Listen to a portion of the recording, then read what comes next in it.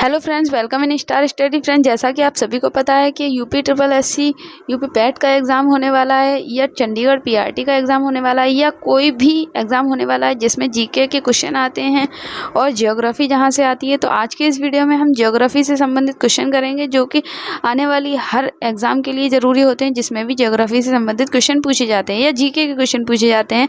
तो वहाँ पर आज का वीडियो उन सभी के लिए इम्पोर्टेंट होने वाला है। तो चलिए वीडियो को बिना टाइम वेस्ट किए स्टार्ट करते हैं। अगर आप चैनल पर नए हैं तो चैनल को सब्सक्राइब कर लें, और वीडियो पसंद आए तो वीडियो को लाइक कर दें। चलिए इस वीडियो को स्टार्ट करते हैं। यहाँ पर सबसे फर्स्ट क्वेश्चन क्या दिया गया है, तो यहाँ पर दिया गया है किसको पार कर लेने पर एक दिन जुड़ जाता है। भूमध्य रेखा दक्षिण से उत्तर को, ये ऑप्शन हमें सबसे पहले एक पृथ्वी का स्वरूप बनाना पड़ेगा, उसके माध्यम से ये समझ में आएंगे। तो ये हमारी ये गोलाई में नहीं बन रही है, ये हमारी एक पृथ्वी का स्वरूप है।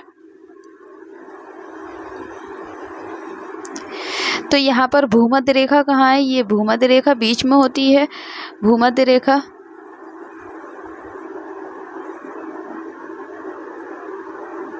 ये भूमध्य रेखा है। दक्षिण से उत्तर को, मतलब दक्षिण से उत्तर को ये बोल रहा है। दूसरा ऑप्शन है 180 अंश देशांतर पूर्व से पश्चिम को, पूर्व से पश्चिम की बात कर रहा है। 180 अंश देशांतर पूर्व से पश्चिम की बात कर रहा है, तो यहाँ से इधर की तरफ। या भूमध्य रेखा उत्तर से दक्षिण की ओर, या फिर उत्तर से दक्षिण की ओर बात कर रहा है। ये 180 अंश देशांतर पश्चिम से पूरब की ओर, या फिर ये बोल रहा है 180 अंश पश्चिम से पूरब की ओर। किसको पार कर लेने पर एक दिन जुड़ जाता है, तो किसको पार कर लेने पर एक दिन जुड़ जाता है, तो 180 अंश देशांतर पश्चिम से पूरब की ओर हमारी पृथ्वी घूमती है 23.5 डिग्री की धुरी पर, तो तब हमारा एक दिन जुड़ जाता है। 24 घंटे में वो अपना चक्कर पूरा करती है। तो यहाँ पर आंसर हो जाता है 180 अंश देशांतर पश्चिम से पूरब की ओर। कैसे, ये भूमध्य रेखा है और यहाँ पश्चिम से, ये पश्चिम से पूरब की ओर पृथ्वी अपना एक चक्कर पूरा कर लेती है, तब एक दिन जुड़ जाता है। तो यहाँ पर ऑप्शन नंबर डी यहाँ पर ठीक हो जाता है। अगला क्वेश्चन देख लेते हैं। उस आकाशगंगा का नाम क्या है जिसमें पृथ्वी एक ग्रह है। उस आकाशगंगा का क्या नाम है जिसमें पृथ्वी को ग्रह कहा गया है। एंड्रोमेडा, आर्सा मेजर, उर्सा माइनर, या दुग्ध मेखला। कौन सा ऑप्शन यहाँ पर ठीक होता है, तो उस आकाशगंगा जिसमें पृथ्वी उपग्रह है उसे दुग्ध मेखला कहा जाता है। ऑप्शन नंबर डी यहाँ पर ठीक है। अब अगला क्वेश्चन देख लेते हैं। हमारी आकाशगंगा की आकृति कैसी है, वृत्ताकार है, स्पाइरल है, दीर्घवृत्ताकार है, इनमें से कोई नहीं है। तो कौन सा ऑप्शन यहाँ पर ठीक हो जाता है, तो हमारी आकाशगंगा की जो आकृति है वो स्पाइरल है। ऑप्शन नंबर सी यहाँ पर ठीक है। अब इसके बाद अगला क्वेश्चन देख लेते हैं। अगला क्वेश्चन क्या है यहाँ पर, ज्योग्राफी शब्द किसने निर्मित किया था। टॉलमी ने, हिंकाटस ने, इराटोस्थेनीज ने, या हेरोडाटस ने। किसने किया था, तो ज्योग्राफी शब्द जो निर्मित किया था वो हमारे हेरोडाटस ने किया था। किसने किया था, हेरोडाटस वैज्ञानिक थे, इन्होंने किया था। अगला क्वेश्चन देखते हैं। अगला क्वेश्चन क्या है, सूर्य के वायुमंडल में कौन से तत्व की अधिकता रहती है। कौन सा तत्व अधिक पाया जाता है सूर्य के वायुमंडल में। इसका ऑप्शन कौन सा हो जाएगा, कार्बन या सल्फर, हाइड्रोजन या नाइट्रोजन।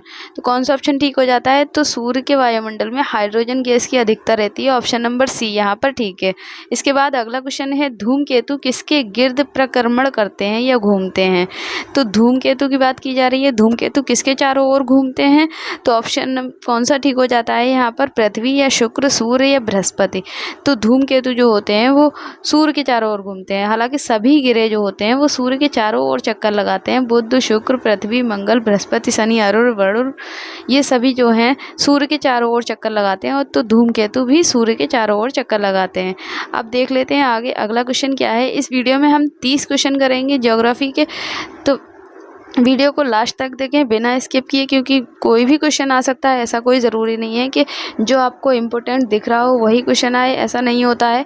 क्वेश्चन एग्जामिनर कहीं से भी उठा सकता है सिलेबस में से, तो ये आपके सिलेबस में होता है, तो यहाँ से कहीं से भी क्वेश्चन दे सकता है। तो यहाँ पर देख लेते हैं, निम्नलिखित में से कौन सा सौर परिवार से संबंधित नहीं है? क्षुद्र ग्रह, धूमकेतु, ग्रह या निहारिका? कौन सा ऑप्शन यहाँ पर ठीक हो जाता है जो सौर परिवार में नहीं है, उसको बताना है। तो यहाँ पर हो जाता है निहारिका जो है वो सौर परिवार में नहीं है, जबकि क्षुद्र ग्रह भी हैं, ग्रह भी हैं, धूमकेतु भी हैं। अभी बताया था ग्रह जो होते हैं वो सूर्य के चारों ओर चक्कर लगाते हैं, ग्रह और धूमकेतु भी सूर्य के चारों ओर लगाते हैं चक्कर, और क्षुद्र ग्रह भी ग्रहों के चारों ओर चक्कर लगाते हैं। ये सभी किस में आ जाते हैं? सौर परिवार के अंतर्गत आ जाते हैं, जबकि निहारिका ऐसा कुछ नहीं है जो सौर परिवार में आता हो। अब अगले क्वेश्चन में देख लेते हैं, ग्रीन हाउस प्रभाव का क्या अर्थ होता है? उष्णकटिबंधीय प्रदेशों में मकानों में प्रदूषण। उष्णकटिबंधीय प्रदेश कौन से होते हैं? जैसे अभी बताया था, ये पृथ्वी होती है। पृथ्वी में जो बीच का हिस्सा होता है, जो भूमध्य रेखा का जो हिस्सा होता है, उसे उष्णकटिबंधीय प्रदेश बोलते हैं। वायुमंडलीय ऑक्सीजन के कारण सौर ऊर्जा का विपाशन, या वायुमंडलीय कार्बन डाइऑक्साइड के कारण सौर ऊर्जा का विपाशन, या प्रदूषण रोकने के लिए ग्रीन हाउसों में खेती। तो ग्रीन हाउस प्रभाव का क्या अर्थ होता है, यहाँ पर हमें ये बताना है। तो यहाँ पर ऑप्शन नंबर सी ठीक हो जाता है, वायुमंडलीय कार्बन डाइऑक्साइड। जो वायुमंडल में, वायु में जो CO2 पाई जाती है, उसके कारण सौर ऊर्जा का जो विपाशन होता है उसे ग्रीन हाउस गैस कहा जाता है। मतलब CO2 जो होती है वायुमंडल में अगर अधिक हो जाती है, उससे बहुत ज़्यादा गर्मी हो जाती है, जिसे ग्रीन हाउस प्रभाव कहा जाता है। अब अगला क्वेश्चन देख लेते हैं, वन आच्छादन के कम होने का क्या कारण है? वन आच्छादन के कम होने का क्या कारण है? कृषि या निर्माण उद्योग, बढ़ती हुई आबादी, पर्यटन और तीर्थ यात्रा। कौन सा ऑप्शन यहाँ पर ठीक हो जाता है?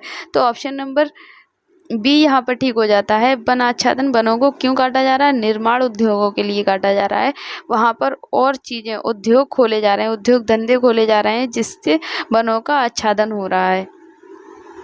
अगला क्वेश्चन देख लेते हैं, सौर ऊर्जा को विद्युत ऊर्जा में परिवर्तित करने के लिए आवश्यक तत्व कौन सा है? सौर ऊर्जा को विद्युत ऊर्जा में, जो सोलर प्लेटें जो बनाई जाती हैं उनमें बदलने के लिए कौन सा आवश्यक तत्व होता है? बेरिलियम, सिलिकॉन, टेंटेलियम या अतिशुद्ध कार्बन? कौन सा ऑप्शन यहाँ पर ठीक हो जाता है? तो ऑप्शन नंबर बी यहाँ पर ठीक हो जाता है। सिलिकॉन जो होता है सौर ऊर्जा को विद्युत ऊर्जा में परिवर्तित करने के लिए आवश्यक होता है। सूर्य से प्राप्त होने वाली ऊर्जा जो होती है वो सौर ऊर्जा होती है, और उससे जो हम अपने घरों में जो लाइट यूज़ करते हैं वो सोलर प्लेट के माध्यम से यूज करते हैं। तो सूर्य से डायरेक्ट तो हमें कोई ऊर्जा नहीं मिल जाती है, सूर्य से डायरेक्ट तो हम अपना बल्ब नहीं जला सकते, तो उसके लिए हमें किसकी ज़रूरत पड़ती है? तो हमें सोलर प्लेटों की ज़रूरत पड़ती है। तो जो सोलर प्लेटें आजकल छतों पर लगाई गई होती हैं, तो उन सोलर प्लेटों में सौर ऊर्जा को विद्युत ऊर्जा में बदलने के लिए किसकी ज़रूरत होती है? तो उसमें सिलिकॉन की ज़रूरत होती है। सिलिकॉन आवश्यक तत्व माना गया है। अब अगला क्वेश्चन देख लेते हैं, जब सूर्य से पृथ्वी की दूरी अधिकतम होती है तो इसे क्या कहा जाता है? सूर्योच्च या अपसौर, सायन या नक्षत्र? कौन सा ऑप्शन यहाँ पर ठीक हो जाता है? तो जब सूर्य से पृथ्वी की दूरी अधिकतम होती है तो उसे घटना को अपसौर कहा जाता है। यहाँ पर ऑप्शन में कहीं नहीं दिख रहा है अपसौर, उसको अपसौर कहा जाता है। और जब सूर्य के निकटतम होता है, सूर्य के पृथ्वी बहुत निकटतम होती है, तो उस क्रिया को उपसौर कहा जाता है। और अपसौर और उपसौर की घटना कब होती है? तो उपसौर की घटना जो होती है वो 3 जनवरी को होती है, और अपसौर की जो घटना होती है वो 4 जुलाई को होती है। इसको चित्र के माध्यम से समझ लेते हैं। इसमें दिखाया गया है, ये सूर्य है, और सूर्य के पृथ्वी जो है 15.21 करोड़ वर्ष किलोमीटर दूर है।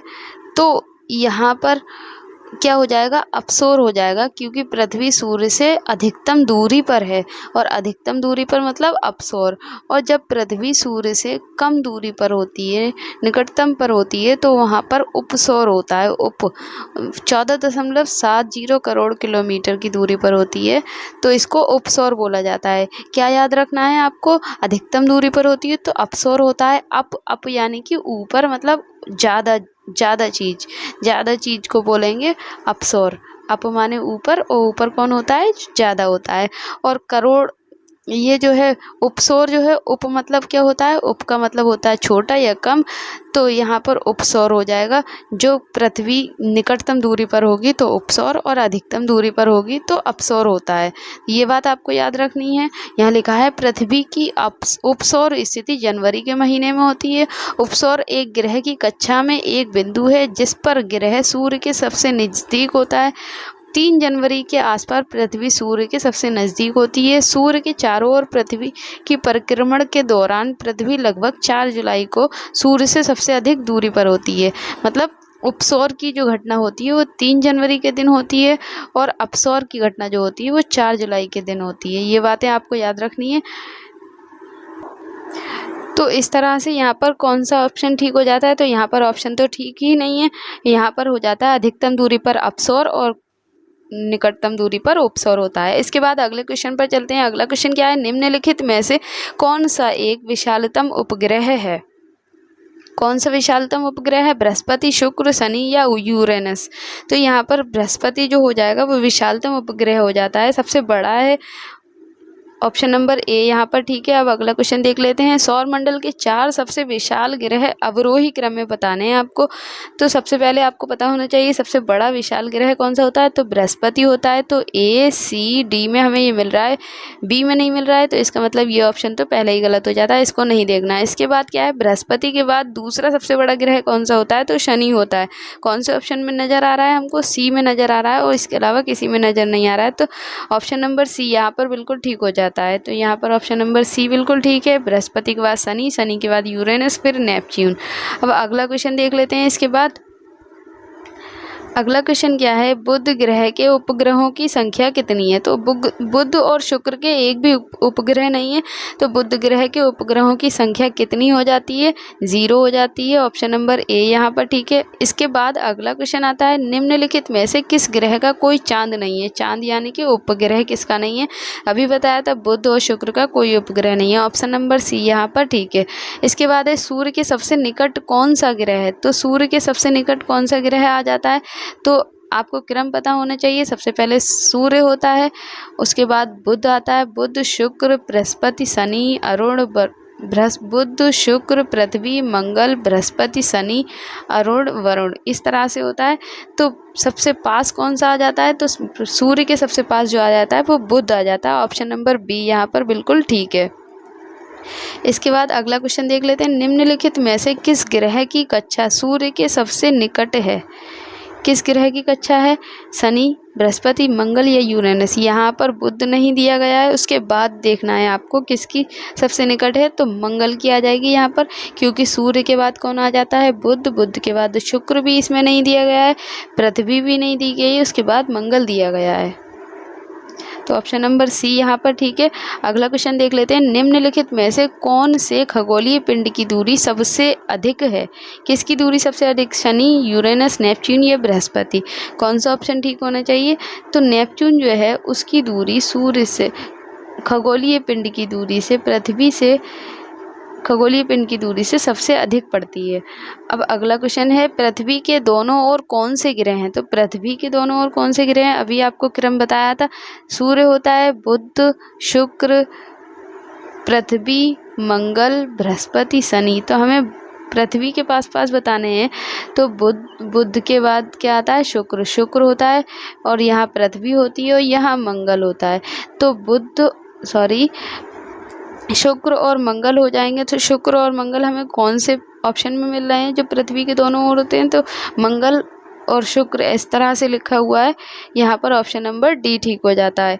अगला क्वेश्चन है, पृथ्वी के निकटतम कौन सा ग्रह कक्षा में रहता है, मंगल, बृहस्पति, शुक्र या बुध। कौन सा रहता है, तो निकटतम की बात की जा रही है। वैसे तो मंगल और शुक्र होते हैं, लेकिन सबसे ज़्यादा निकटतम कौन होता है इन दोनों में, तो शुक्र होता है। ऑप्शन नंबर सी यहाँ पर ठीक है। इसके बाद अगला क्वेश्चन है, ग्रीन हाउस प्रभाव का क्या कारण है। तो ग्रीन हाउस प्रभाव के कारण नाइट्रोजन है या कार्बन डाइऑक्साइड है, कार्बन मोनोऑक्साइड है या नाइट्रोजन ऑक्साइड है। तो ग्रीन हाउस क्या होता है? ग्रीन हाउस प्रभाव होता है जिसमें कार्बन डाइऑक्साइड, वायुमंडल में कार्बन डाइऑक्साइड की मात्रा बढ़ जाती है और कार्बन डाइऑक्साइड की मात्रा बढ़ने का अर्थ क्या होता है? गर्मी अधिक हो जाती है और इसी को ग्रीन हाउस प्रभाव बोलते हैं। एक खगोलीय मात्रक निम्नलिखित में से किसके बीच की दूरी को दर्शाता है? खगोलीय मात्रक की बात की जा रही है। खगोल किसके लिए यूज किया जाता है खगोलीय दूरी? तो पृथ्वी और सूर्य, या पृथ्वी और चंद्रमा, या बृहस्पति और सूर्य, या प्लूटो और सूर्य। तो खगोलीय मात्रक जो है पृथ्वी और सूर्य की बीच की दूरी के लिए दर्शाया जाता है। ऑप्शन नंबर ए यहाँ पर ठीक है। इसके बाद है सौरमंडल का सबसे चमकीला ग्रह कौन सा है? तो चमकीला बोले, भोर का तारा बोले, सांझ का तारा बोले, चमकीला बोले, तो इसका सबका आंसर क्या हो जाता है? शुक्र हो जाता है। ऑप्शन नंबर डी यहाँ पर ठीक है। इसके बाद है किस ग्रह को सांझ का तारा, अभी बता दिया, शुक्र को बोला जाता है। इसके बाद बताया सुबह का तारा या भोर का तारा किसको बोला जाता है? शुक्र को बोला जाता है। ऑप्शन नंबर डी यहाँ पर ठीक है। इसके बाद है सौर मंडल में सबसे गर्म ग्रह कौन सा है? तो सबसे गर्म ग्रह की बात की जा रही है तो वो है भी शुक्र है। ऑप्शन नंबर सी यहाँ पर बिल्कुल ठीक है। इसके बाद है क्षुद्र ग्रह किन ग्रहों के बीच में देखे जाते हैं? तो क्षुद्र ग्रह किसके बीच देखे जाते हैं? मंगल बृहस्पति, या बुध और शुक्र, पृथ्वी और शुक्र, या बृहस्पति और शनि। क्षुद्र ग्रहों की बात की जा रही है। क्षुद्र ग्रह जो होते हैं मंगल और बृहस्पति के बीच में देखने को आपको मिलते हैं। ऑप्शन नंबर ए यहाँ पर बिल्कुल ठीक है। इसके बाद अगले क्वेश्चन पे चलते हैं। पृथ्वी के सबसे नज़दीक कौन सा तारा है? तो पृथ्वी के सबसे नज़दीक तारे की बात की जा रही है और ये सारे तारे दिए गए हैं, तो यहाँ पर ऑप्शन नंबर ए ठीक हो जाएगा। ग्रह नहीं पूछा गया है, यहाँ पर तारा पूछा गया है। सूर्य के बाद पृथ्वी से सबसे नज़दीक तारा कौन सा है? सूर्य के बाद पूछा है वेगा, सीरियस, प्रॉक्सिमा सेंचुरी, या अल्फा सेंचुरी। कौन सा ऑप्शन यहाँ पर ठीक हो जाता है? तो ऑप्शन नंबर सी यहाँ पर ठीक हो जाता है। प्रॉक्सिमा सेंचुरी जो है ऑप्शन नंबर सी ठीक हो जाता है, जो सूर्य के बाद पृथ्वी के निकटतम पड़ता है। सूर्य का पृष्ठीय तापमान कितना आंका गया है? सूर्य का पृष्ठीय तापमान 6000 डिग्री सेंटीग्रेड, या 12000 डिग्री सेंटीग्रेड, या 18000 डिग्री सेंटीग्रेड, या 24000 डिग्री सेंटीग्रेड। तो सूर्य का पृष्ठीय तापमान नापा गया है 6000 डिग्री सेंटीग्रेड। आज के इस वीडियो में इतना ही। वीडियो पसंद आया तो वीडियो को लाइक कर दें। इसके आगे के क्वेश्चन हम अगले वीडियो में सॉल्व करेंगे, तो चैनल पर बने रहिए और अपने फ्रेंड्स में शेयर कर दीजिए।